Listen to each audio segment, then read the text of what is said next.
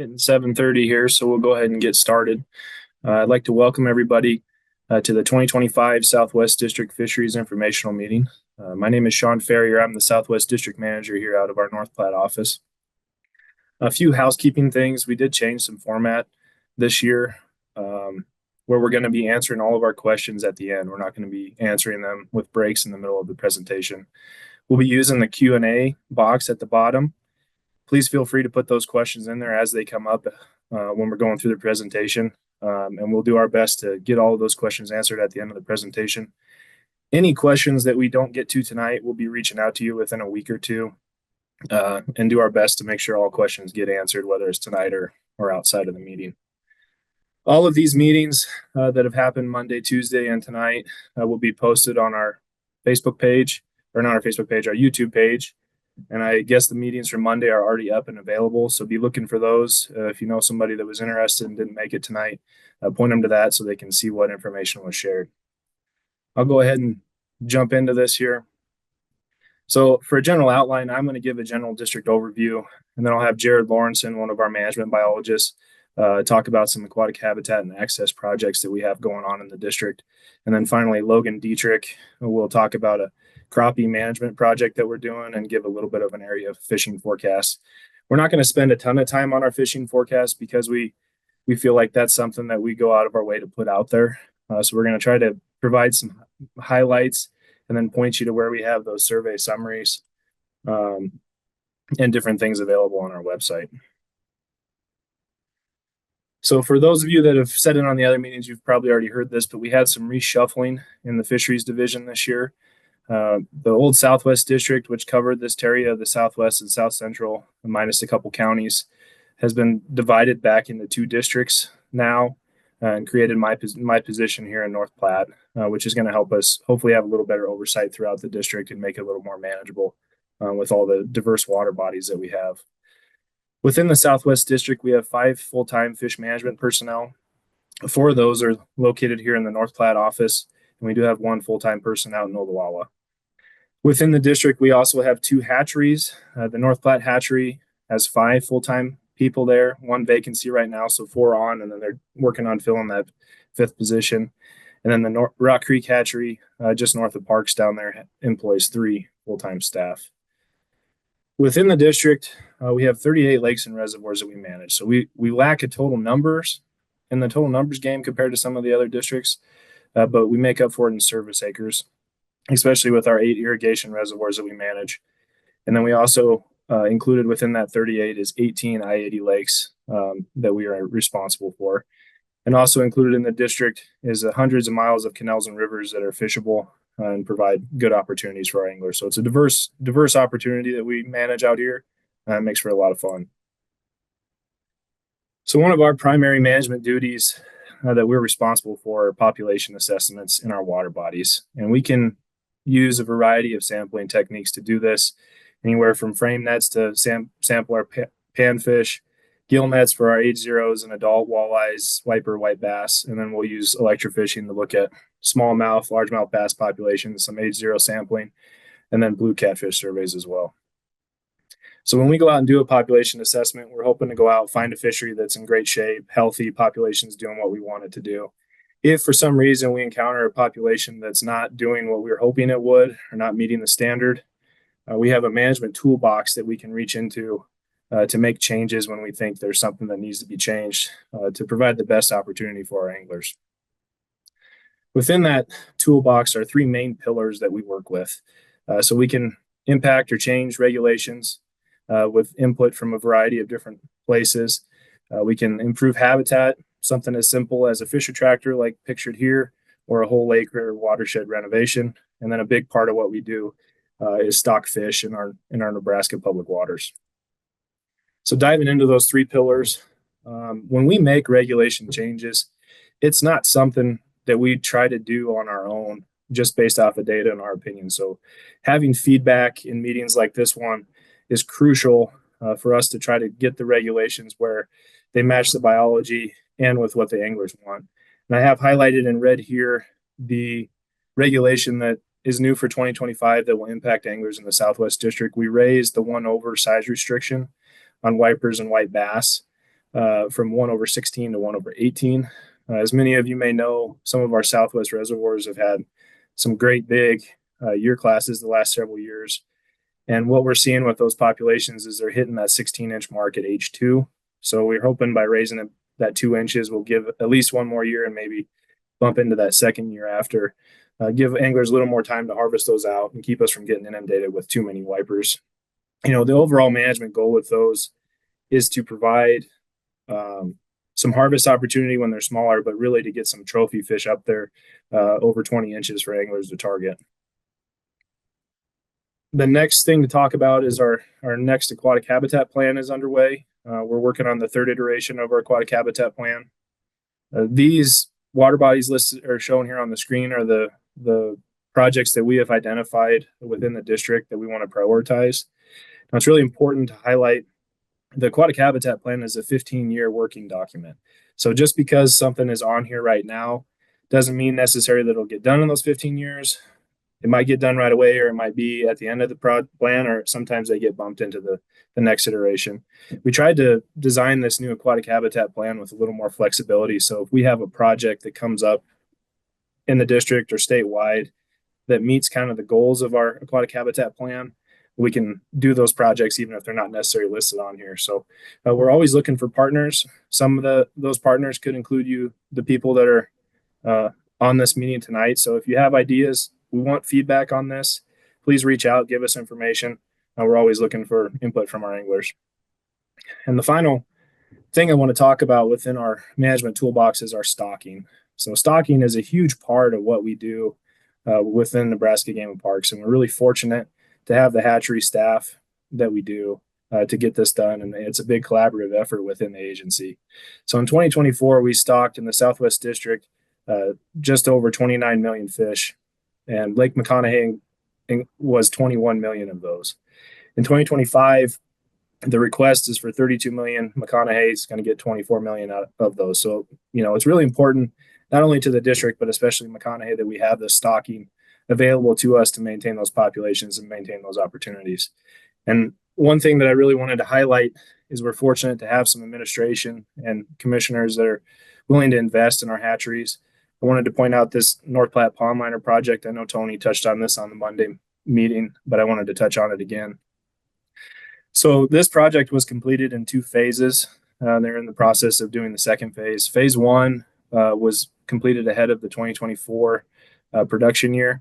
You can see on the very top of this screen up here, these lighter colored ponds. Those were lined and used for walleye production in 2024. The initial returns and what they saw on those compared to our earthen ponds was just incredible. So it was like a 3-time production increase on line ponds versus earthen ponds. So seeing that, it became really apparent that if we could try to increase and get more of these lined, it would really help and ultimately benefit our anglers and our water bodies, not only in the Southwest District, but across the state.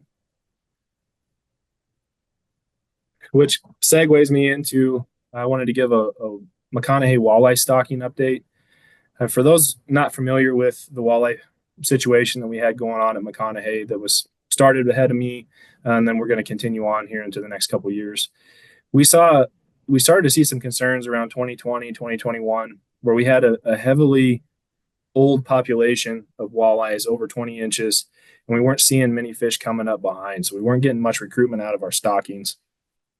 So in our administration, and then with some input from some angler groups, we made the decision to change how we stock walleyes at McConaughey, and we are now stocking 3 developmental stages. So we're stocking fry at 3 to 5 days old. Fingerlings are 1 to 1.5 inches, and fingerling pluses are 1.5 to 2 inches. So fingerlings are usually in the hatchery for about 45 days, and then the fingerling pluses, they hold for another 10 to 14 days after that, just to try a couple different things. So since 2022, we've stocked just short of 71 million walleyes into Lake McConaughey.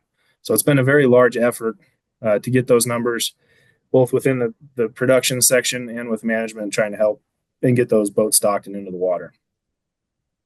So what are we seeing as a result of this new stocking regime? So our fall age 0 evaluations at McConaughey go back to 2015. There was a little bit of a break there in the middle. And traditionally, what we've seen at McConaughey is 92 to 98% of the fall age zero walleyes that we survey are stocked fish. So it's a heavily stocked population. We don't see a lot of natural recruitment. Coincidentally, when we went to this new stocking regime in 2022, we saw 12% natural recruitment. And then in 2023, that number bumped all the way up to 22% natural recruitment. You can see we had some fry contribution in 2022 and 2023, and the fingerlings really dominated with what we were seeing in our fall age zeros. 2024, it looked like that natural recruitment dipped back down. And then the one thing I do want to note with the fry, we saw reduced fry in our fall age zeros. However, 2024 was the first time we stocked all of the fry into the North Platte immediately above the reservoir. We think going this route will get the fish where they need to be, but it saves a lot logistically. Trying to get 20 million fry into the water off of a boat, out of a hatchery, can be a logistical nightmare in the spring when we're trying to get all this done. So with the fry, we're hoping they might not show up at age zero, but if they show up at age 1 and age 2, it's going to benefit our anglers moving forward. So the big takeaway from this graph is the focus on this 2023 result here, especially that natural recruitment that we saw. So our fall surveys last year, fall of 2024 at McConaughey, we've seen a shift in that population where we have most of the fish are under 20 inches now, and there's a big group of fish under 15 inches that are from that 2023 year class. So they were age 1s in the fall of 2024. So what we don't know at this time is, we're encouraged because we're seeing more small fish, which means we're getting the recruitment that we need, because we knew that older population eventually was going to age out, either start dying from old age or get harvested.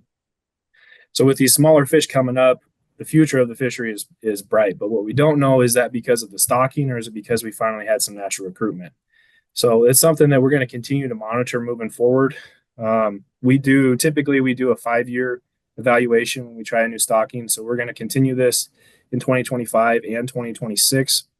At that point, we'll evaluate it and decide if we're going to continue on with this higher number of fry, or if we're going to make some changes. And we'll only make changes if we deem it necessary. So knowing that we have those smaller fish coming through the system,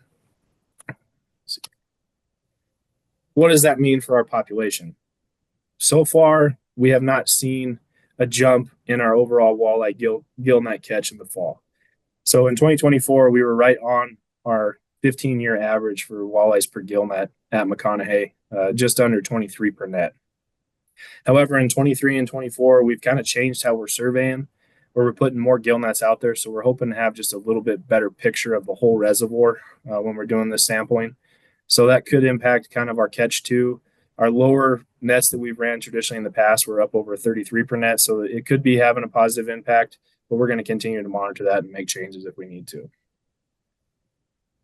Transition away from that, the walleye project, I wanted to highlight some research partnerships that we have in the district. So a lot of that information I just shared with you about the walleye stocking at McConaughey was actually done with a research partnership with the University of Nebraska Kearney. So we have grad students out there and across the district. So currently we have 7 grad students that are operating either full-time or part-time in the Southwest District.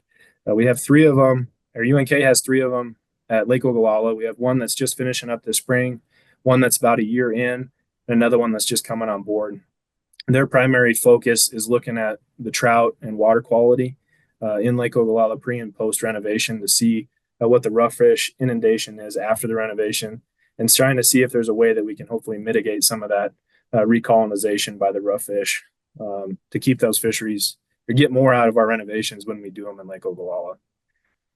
We have one grad student that's working on Lake McConaughey itself, looking at smallmouth and the walleye stocking project that I mentioned. So he's diving into the smallmouth bass fishery. Those familiar with it, the smallmouth fishery at McConaughey has really taken off the last 8 to 10 years.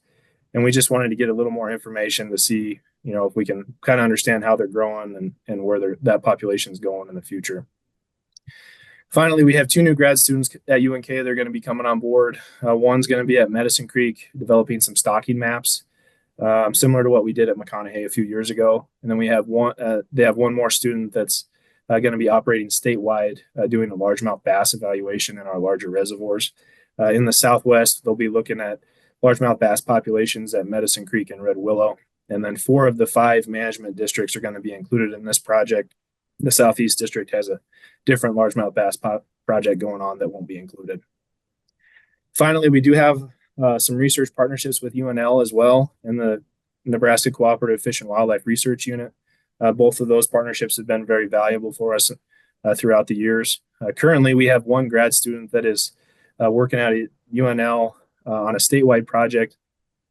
He's going to be diving into some of our fishing guides. He wants to kind of contact fishing guides, get an idea how many fishing guides we have, and then also look at the anglers that are hiring and using fishing guides. He wants to contact some of those people, just a kind of a fact-finding mission to just get some more information on what our guide situation looks like in the state. And that will have an impact, obviously, in the Southwest because of the number of guides that we have operating on several of our larger reservoirs. And then finally, we are planning on having a creel at Lake Ogallala this year. Again, trying to look at that, how the fishery is post-renovation and gather some data that way. And then the final thing I want to touch on here are aquatic invasive species. I know if anybody sat through Brad's presentation earlier, he mentioned that we saw a dead one below the dead silver carp below the North Platte diversion here in North Platte on the Platte River. Well, and this last year, 2024, we were actually able to confirm live silver carp at that diversion. So we were only able to net and get our hands on one, but while we were doing it, we probably saw 6 or 8 jumping out of the water. So they're definitely there, which is a major concern. If they get over those gates over my shoulder here, they're in the Tri-County Canal all the way down through Johnson Lake. So it's a big deal for us to try to keep them from breaching that barrier. We have plans in 2025. We're going to be sampling above that just to hopefully not find them, but double check and make sure they haven't already got over it. And then we're in discussion with Central, who owns the diversion, on ways that we can hopefully mitigate and keep them from moving up. But I really want to highlight, this AIS stuff. When we're protecting our waters, it falls to everyone. They're not my public waters. They're not Game and Parks. They're everybody's. So it's important that people are keeping a watchful eye out and looking and making sure that we're not moving these things around, especially if you're, somebody that's collecting bait out of the Platte River. When these fish are small, they look like shiners. So it's really important that we know our ID and not get those moved around. We have 2 ways to report AIS if you see something. The email address and phone number listed here, please write those down and feel free to use those. I know Chris Starr, who's in charge of our aquatic invasive species program, and biologist Jenna are always willing to answer questions if you see something or have questions about what you're looking at. And with that, I'll go ahead and turn it over to Jared Lawrenson, and he'll talk about some of the projects, access, and aquatic habitat that we have going on within our Southwest District. Okay, well, thank you. Yeah, I'm Jared Lawrenson. I'm a fisheries biologist stationed here in North Platte, and I'm going to keep things pretty short out of respect for everybody's time. So please give me a phone call or drop me an email. I'm going to talk about the 6 or 7 projects we have going on right now. They're all in various stages of completion, but they all are timely topics. So we'll jump right into it. If I can get this to go.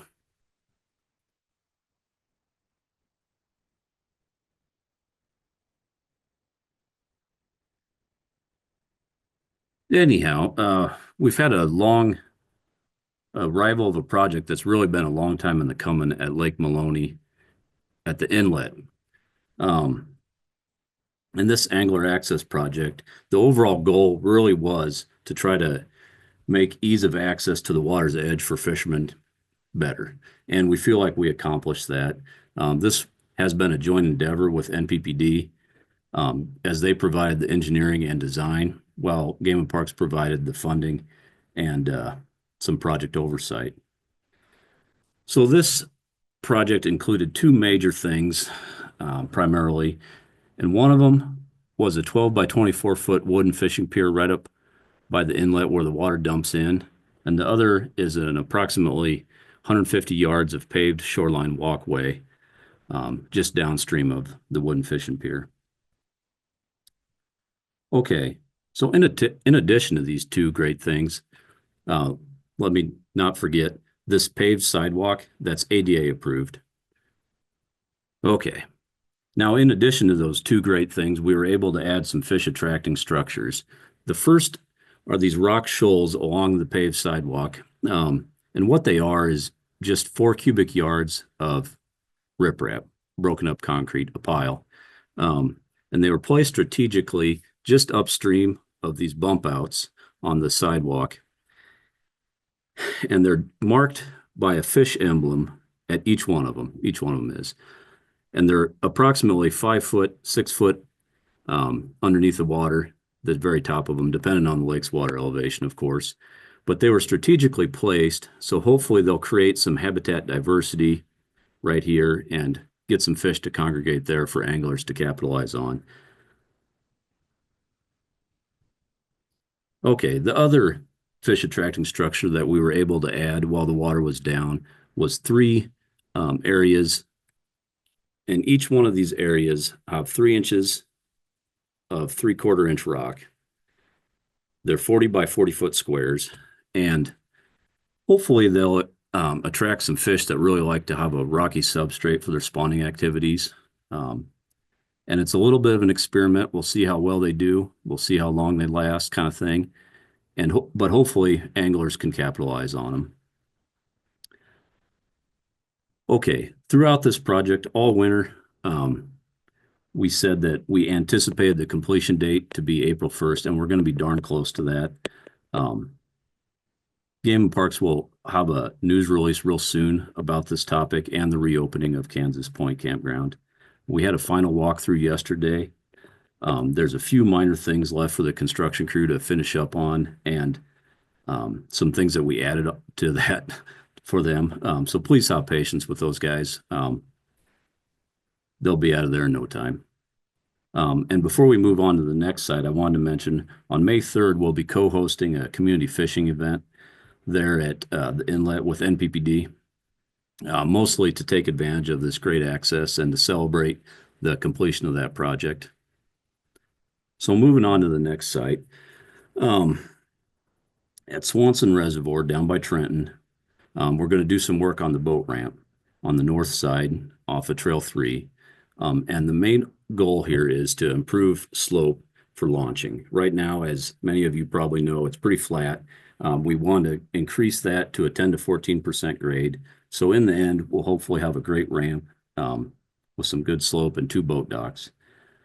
In this case, the funding will be split for this project between Game and Parks' Angler Access Program and the Bureau of Reclamation.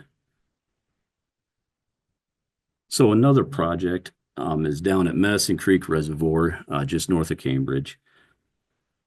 We plan to put in 42 rock shoals like that pictured here, similar to what was done at Swanson here just a few years ago. But the overall goal here is just to increase habitat diversity. And construction will happen likely in late this year or maybe in 2026. But it'll be decided, water elevation will decide this, I guess. This is another project where there'll be some cost sharing between us and the Bureau of Reclamation. All right.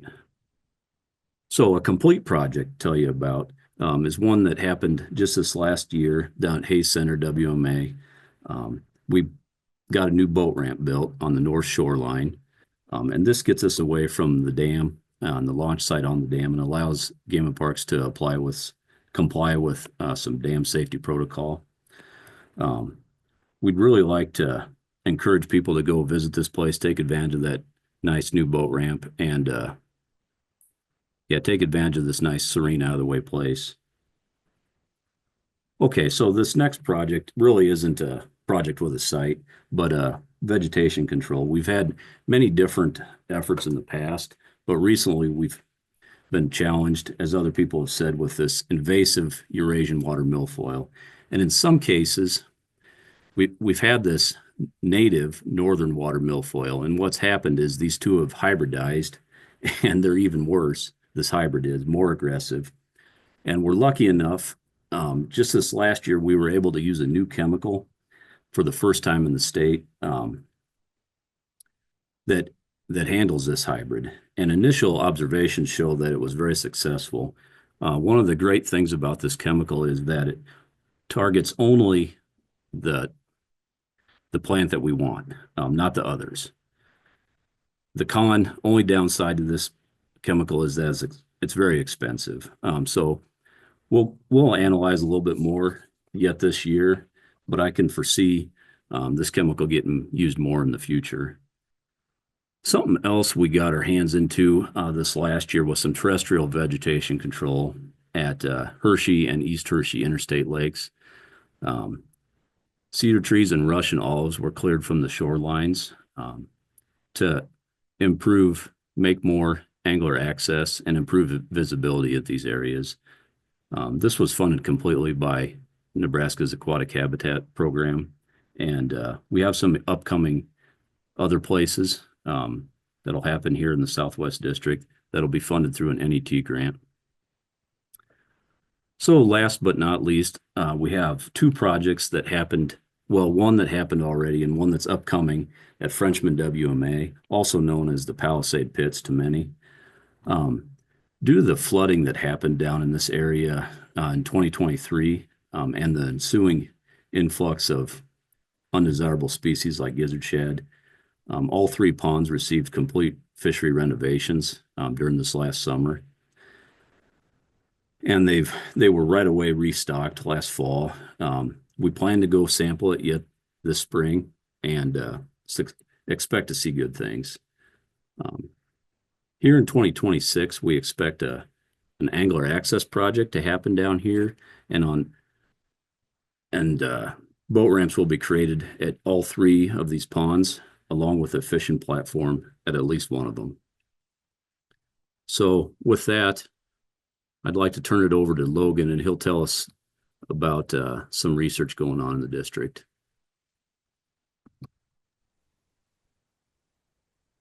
While they're getting transitioned, I just want to remind everybody to keep putting your questions into the Q&A at the bottom. We'll be answering those as soon as Logan's finished up here.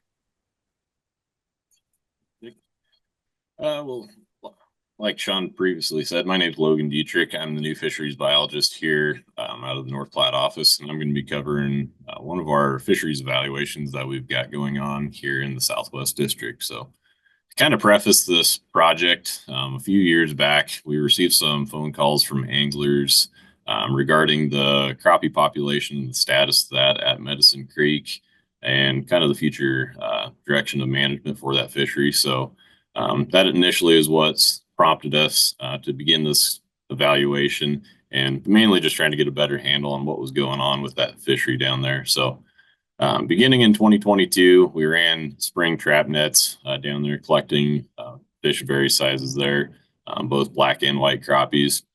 We did this annually for the last few years. We took lengths and weights on those fish. We also sexed those fish and took otoliths out of various sizes, so that way we can get a idea of what's going on with the age structure of those species. So kind of put together a preliminary couple figures here, I guess, regarding our average length at age for both white crappie and black crappie. As we can see here, but by the growth curve on the white crappie, we've got some pretty good growth initially in those first few years. It's very common. That's usually where you get your best growth to happen there. Then we kind of stall out a little bit once we get older there. Once again, it's very common. Through the 10-inch line on there to see where those fish are surpassing that. So we can see about that 4.5-year mark is where they're surpassing that 10-inch mark. Comparatively, though, with the black crappie population, it's a little bit different over there. So we've got a little bit slower growth, as we can see, especially in those first few years. And it really kind of stalls out there at the end. And that 10-inch mark really kind of comes into play because we had a lot of anglers that were interested in us possibly putting a 10-inch minimum requirement on that fishery down there. And what that would mean for this particular instance is, on average, those fish aren't making it to that 10-inch range. So that would mean that it would be primarily a catch and release fishery, which is really not what we want. So like I said, we're in the process of this evaluation. We're going to continue that on through this year and we'll try to get a little bit better information on there on how we want to manage that moving forward there in the future. So this basically is just showing some of our trap net catches for crappie over the last few years. Medicine Creek, it can be quite variable. Water levels are actually one of the most consistent in the Southwest reservoirs there. So we've got quite a bit of shoreline habitat, and it can make it somewhat difficult to sample. So that's why we see a lot of that variability in our catch. But overall, like I said, we're really seeing some slow growth rates, especially on those black crappie populations. But we plan to continue on with that evaluation this year and make management decisions if we need to do any changes to that fishery afterwards. So moving on, in 2023, we actually added red willow to this evaluation. I'm trying to give us kind of a comparison of the growth rates on those fish there compared to Medicine Creek. And what we're seeing is pretty similar results. So white crappies are doing better. They're definitely surpassing that 10-inch mark a little bit later compared to the Med Creek fish. So about 5 years is when they're surpassing that there. We got some pretty decent fish there. But once again, the black crappies are kind of stalling out, and most of those are not making it to that 10-inch mark. So we're going to continue on with that evaluation this year, and hopefully have some better direction on where we need to take that fishery. This year, once again, shows our crappie trap net catch over the last few years. We are back down to what I would consider as a more normal catch this past year in 2024. After a record-breaking catch in 2023, we're at just below 50 per net, which is a wonderful fishery still. So I really encourage folks to get out and take advantage of that. There a lot of bigger fish in that system right now, so should be a pretty decent fishery moving forward. I'm going to transition into some of our fishing forecasts. Like Sean had mentioned earlier, I'm not going to cover this in great detail. You can find a lot of this information on our website, the fishing forecast, particularly under our guide section on there. And if you do a search for fish sampling reports, you'll be able to find all of our survey summaries that we compile over the year there. So jumping into the walleye, really not a surprise. Our top 3 picks for walleye fisheries are Sutherland, Maloney, and McConaughey. They consistently produce some of our better walleye fishing in the district there, especially with McConaughey providing a lot of bigger fish to target. As far as saugeye, Medicine Creek and Wellfleet are 2 of our better fisheries. We switched our stocking regime at Medicine Creek the last few years, and the saugeye have really taken off there. So target those 2 fisheries. Wellfleet does have some bigger fish in there as well. And anglers looking to target sauger, they should primarily focus on Jeffrey Reservoir along with the Tri-County Canal above that system there. As far as white bass, Sutherland really had a good catch in 2024. Quite a few fish in that 9 to 12 inch range. I think it was our 2nd highest catch in the state for surveys. So that'd be a really good one to target there. And then for wiper, the Southwest District actually had 3 of the top 4 wiper surveys conducted in 2024, with Swanson taking the lead on that one there. A lot of big fish in that system, but all Med Creek and Red Willow are also very good fisheries that folks should really key in on as well. And the last fish we're going to cover is catfish. So our channel catfish surveys at Sutherland last year were excellent. It was actually the top survey in the state. So a lot of good quality fish there for folks to catch, a lot of flayable size fish. And then also Wellfleet. Wellfleet's got a really good size structure there. So it's got a lot of good flayable size fish, but we've also got some little bit larger trophy size fish. So be a really good situation for folks to try to get in on some of those. Then anyone that's looking to target blue catfish, I just want to point out that we do have a couple trophy fisheries here in the Southwest District, with those being Medicine Creek and Swanson. So if you're looking to target those species, those are the 2 places I would suggest. But overall, we've got a lot of good fisheries, not only in the Southwest District, but statewide. So I do encourage folks to get out in 2025 and really utilize those resources and a lot of the new access projects that we've got completed. With that, I'll turn it back to Sean.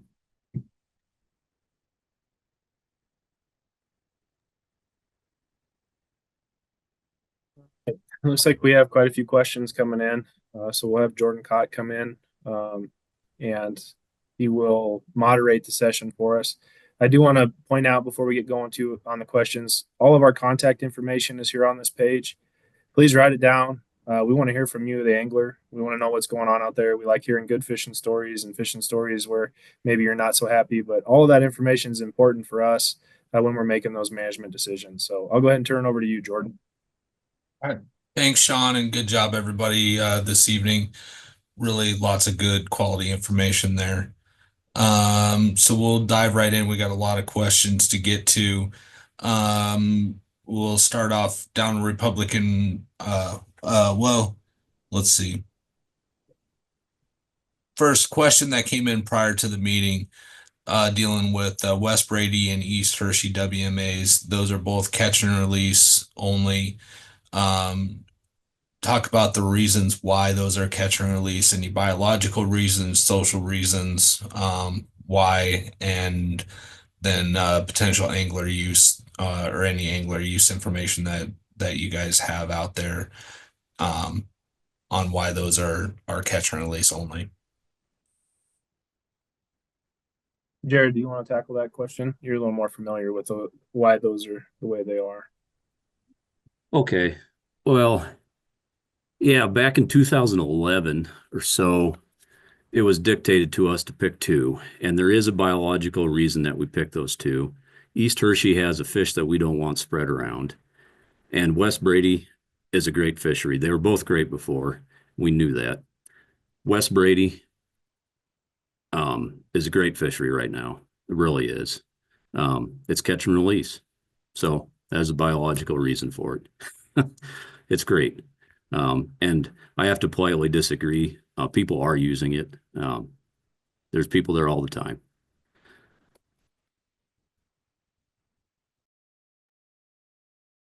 Very good. Thanks, Jared.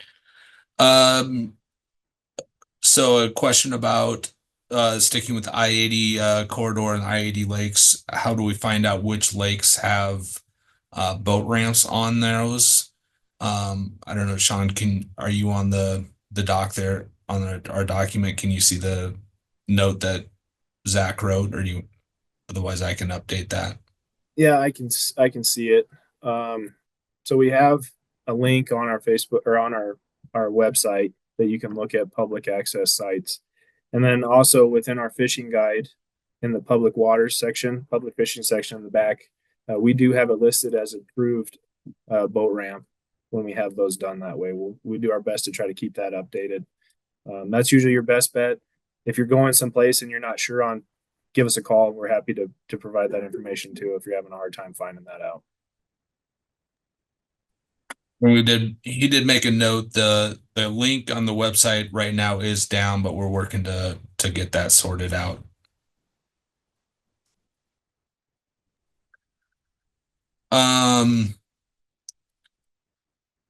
Talked about a lot of projects coming up with the new aquatic habitat plan. Can you talk about how we partner not only with different agencies and entities like towns and villages, but also internally with our other staff?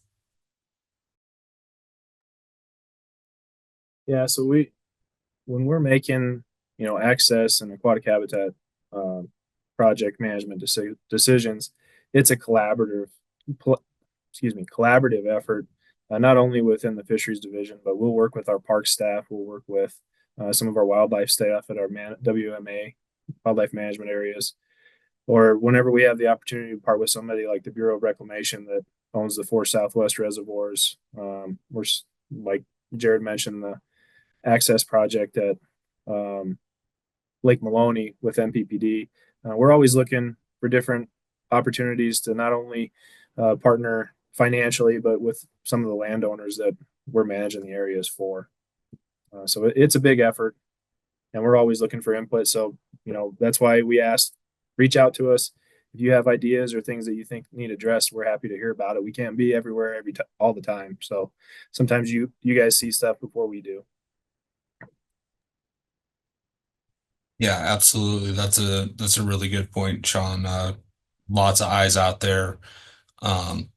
and staying in contact with us is always a good thing for us.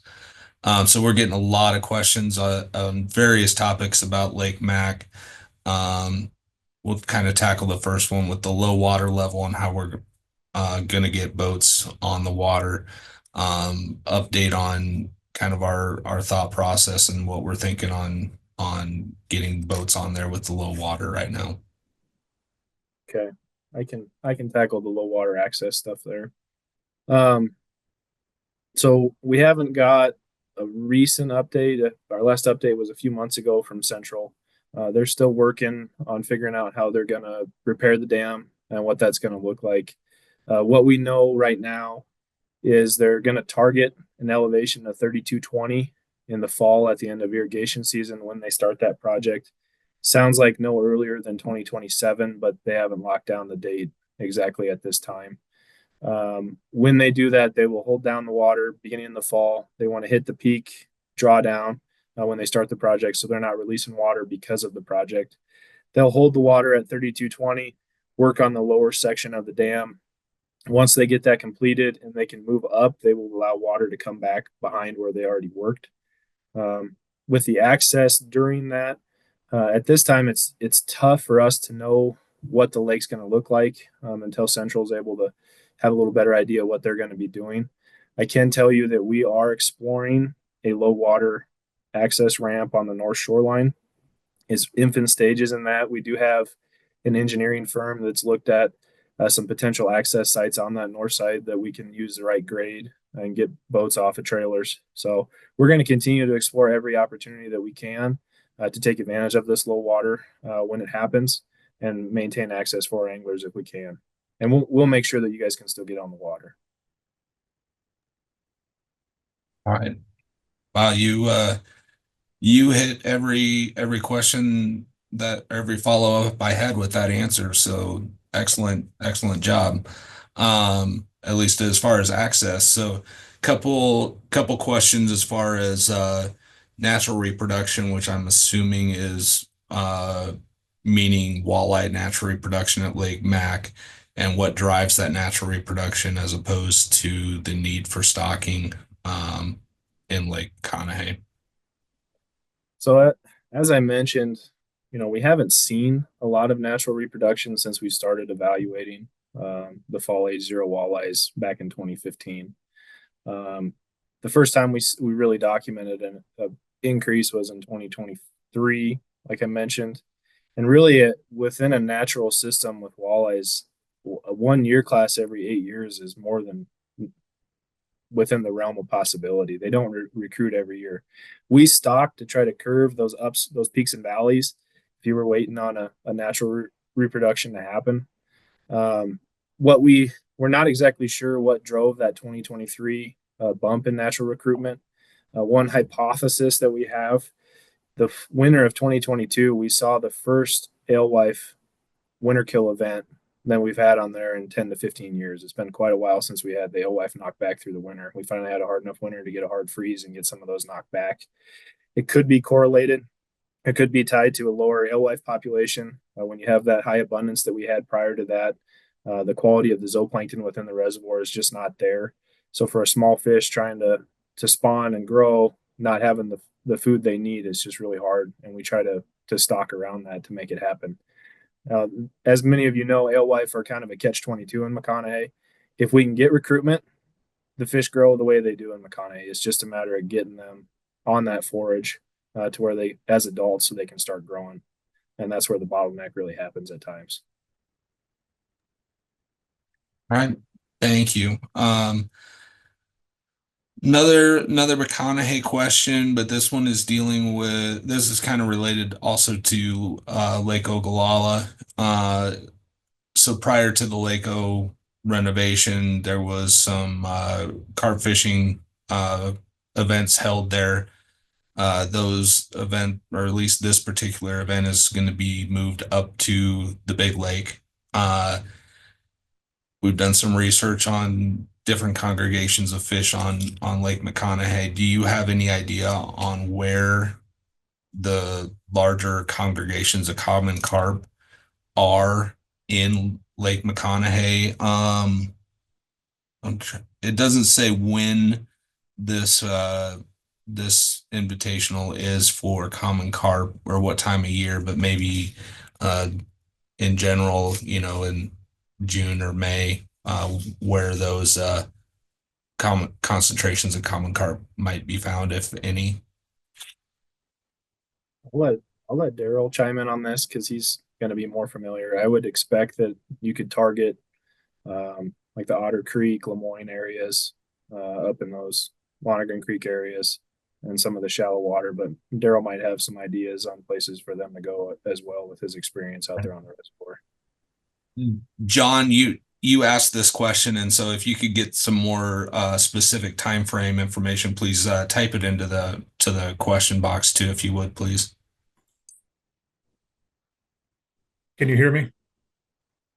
Yep. As far as the carp on McConaughey, during the spawning run, about along most of the shoreline, any of the bays, you're going to find them in significant numbers. So they're looking at he just responded. They're looking at August for this particular event. Any ideas where, if any, concentrations of common carp in August? Well, obviously, at these lower lake levels, we don't have a lot of bays on the reservoir, but that would be my best direction I would send anybody would be into the shallower water of some of these what bays we have left.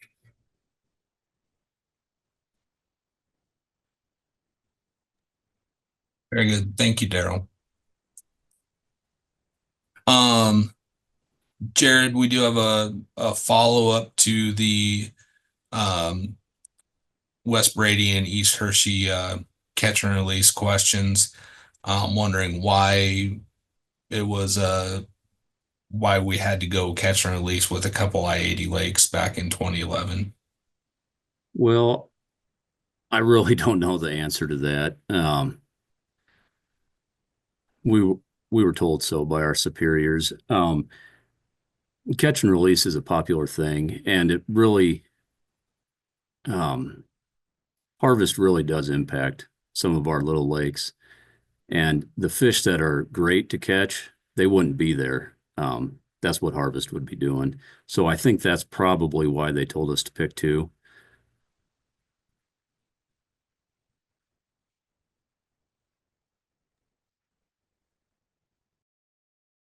Sure. Logan, I'll kind of bring you in on this. You talked about the different crappie growth rates.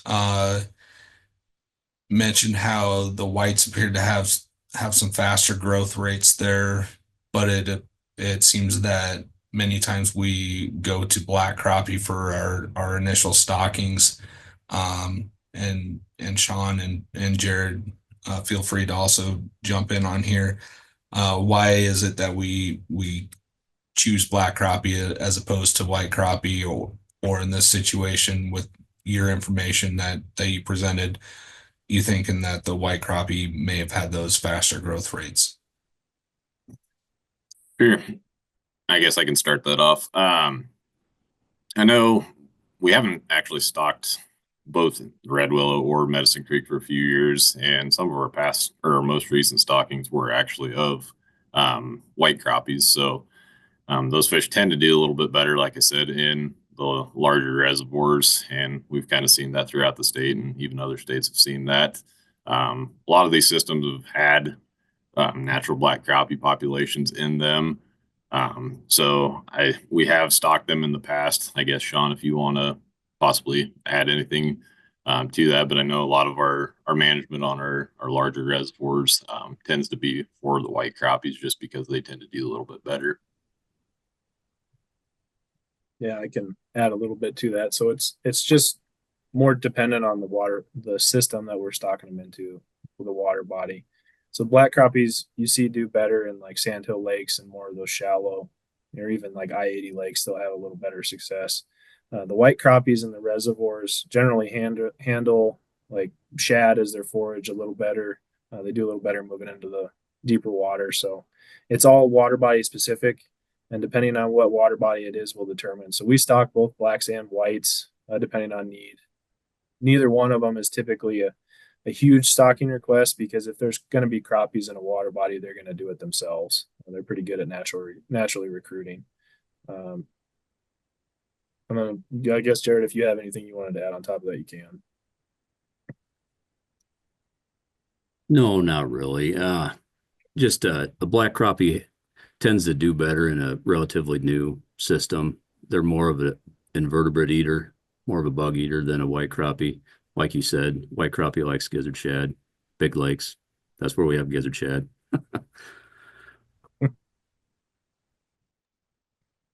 Sure. Very good. Thank you guys. So our meeting right before you guys in the South Central, Brad Eifert kind of covered the water level forecast for Harlan. Sean, do you want to cover what the water level forecast is for the Upper Republican Valley there in your neck of the woods? Yeah, so the plan right now, we had a bureau coordination meeting a couple weeks ago. They're not gonna irrigate out of Red Willow this year. Of course, they're not haven't been irrigating out of Enders as low as it is, and then they're planning on limited irrigation out of Swanson. They are anticipating it's going to be a call year this fall. Looking at the Nebraska-Kansas compact, we're gonna potentially owe Kansas some water this fall, so it could be an augmentation year. And then next year could really be a drawdown year in 2026. Right now, it's just tied to rainfall. Hopefully, we'll get some good. Hopefully, the skies will open up and we'll get some spring rain to fill them up a little bit. Any year that we don't have irrigation coming out of it, we have a better opportunity to hopefully do some of that. So hopefully, we'll see that. Red Willow, especially, it's down, and Swanson's still recovering after that drought a couple years ago as well. Sure. Kind of touching back on the black crappie, white crappie stuff. Not too many years ago, we had a few lakes that we were stocking hybrid triplet hybrid crappies, and there was, in some instances, they got a lot bigger than either black or white crappie. Status update on those. Are we still stocking those anywhere? Or do you still have any water bodies in your area that an angler could go out and catch those triplet hybrids?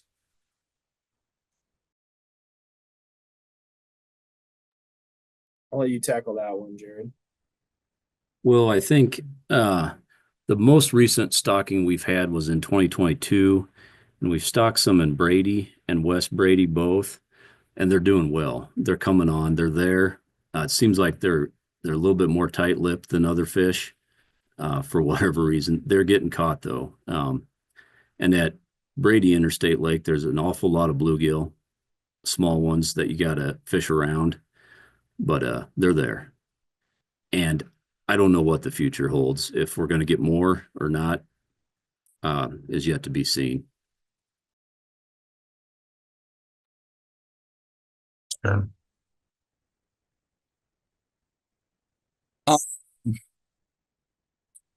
Couple more McConaughey questions having to deal with trying to get boats on the water. This is probably leans more towards our parks division than fisheries division, and we can certainly reach out and discuss this with parks having to deal with courtesy docks. So where we have our launch or our launch ramps, we generally have a courtesy dock or a launch dock, but asking about the addition of courtesy docks. That's something we'll touch base with our parks division and discuss the feasibility of those at those locations. It is probably somewhat tough to get those installed, keep those in place on those ramps, but we will certainly get in touch with those and we'll provide that answer in the email back to the participants here. And then as far as having tractors help put boats in and out at McConaughey, that's another thing we can discuss with our parks division. again, that becomes a feasibility and liability issue on our part. There are vendors out there that do that, but that's something that we can discuss with our parks staff, and we'll get a more formal answer for that and send that back out. Kind of back to fishing at Lake Mac and more towards Lake Ogallala. So with this project on the dam, water level adjustment, potential for entrainment of fish, greater entrainment through the dam, any idea on what that might do to Lake Ogallala and the fishery in Lake Ogallala with this dam? Excuse my French, with this dam project?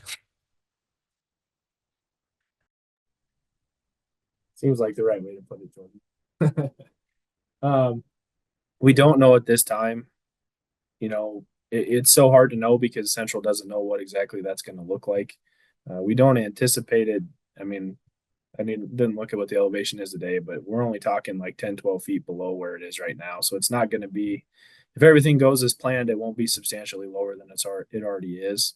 I know Central has reiterated, the water levels at McConaughey right now are not related to the dam. It's just related to rainfall. We don't have the water coming in to have a full reservoir.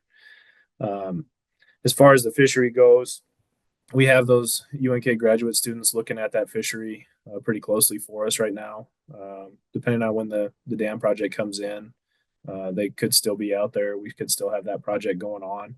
If we don't, we'll have some really good pre data, and then we'll go out afterwards and do some evaluations and see how it potentially changed as a result of the lower water, just so we know for the future, kind of to have an idea what some of those recolonization stuff looks like when those events happen.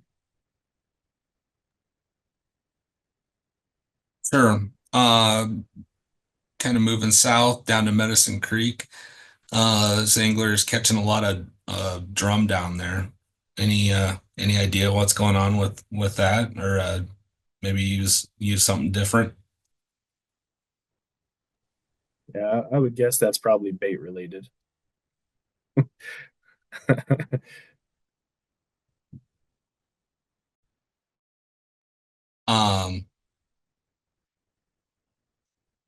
I was gonna say we got all the questions asked, but we got one that came in right here at the buzzer. So any further creel studies at McConaughey specifically regarding the walleye spawn versus our general time frame, the April to October time frame? Those discussions are always happening. We're not planning on doing it in 2025. We have Lake Ogallala, Sherman, and Harlan are the three water bodies. The big thing that we've ran into with creels in the last few years is just trying to find seasonal employees to do the creels.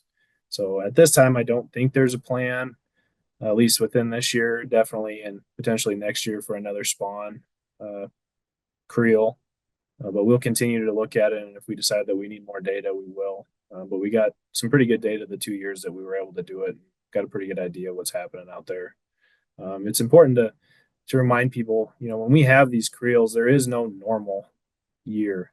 Some years are windier than others. Some years the ice comes off later. So you're never going to have a perfect normal. This is what it is. So the information that we got really kind of highlighted, what's happening out there to give us an idea. Like Brad mentioned in the meeting earlier, we're not in the business of trying to limit opportunity for folks, and there's a pretty good opportunity for a lot of the anglers that like to use that resource. So at this time, we're not planning on making any changes. If we think we need to, we will, but right now I don't foresee that coming anytime soon.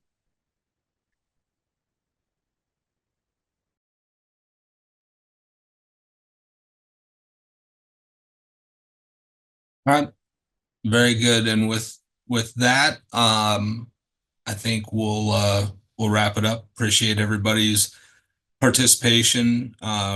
in the question and answer portion here. Reach out to the biologist. They love to hear from you. Love to chat fishing with you. And again, appreciate everybody showing up and hearing what we have to say tonight. And I'll turn it back over to Sean and crew for any closing remarks.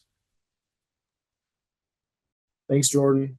And thanks to your team. I know you guys put in a lot of hours this week moderating behind the scenes, and we're pretty vital to not only this meeting, but all the other meetings that happen across the state. I just want to thank all the anglers and everybody that attended tonight. If you think of questions that you didn't get a chance to ask today, please feel free to reach out to us. We're always looking to have those conversations with you. That's what we're here for. We're always available. If you see us out on the water, feel free to stop by and ask what we're doing. Take a look at the fish that we got in the live well while we're working them up. We want to be available and accessible for everybody whenever you have questions or concerns. So thanks to everybody. And if anybody else, Jared, Logan, Daryl, if you guys have any closing remarks, I'll let you guys take over.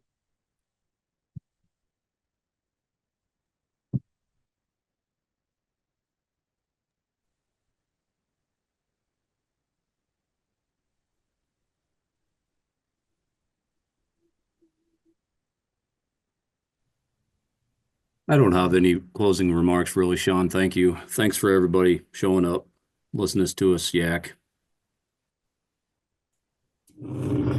If I could quickly offer something about the Central's refacing project on the dam, they've hired a couple of consultants, and these consultants have advised them that there is more wave energy hitting the face of this dam than any other freshwater in the country, which was astounding to me.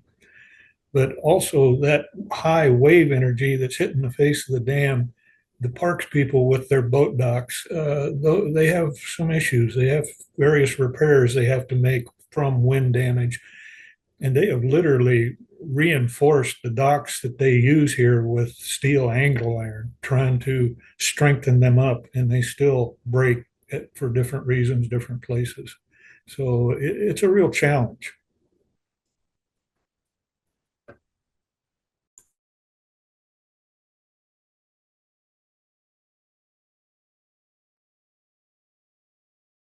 All right, I think we can go ahead and close the meeting. And thanks again to everybody.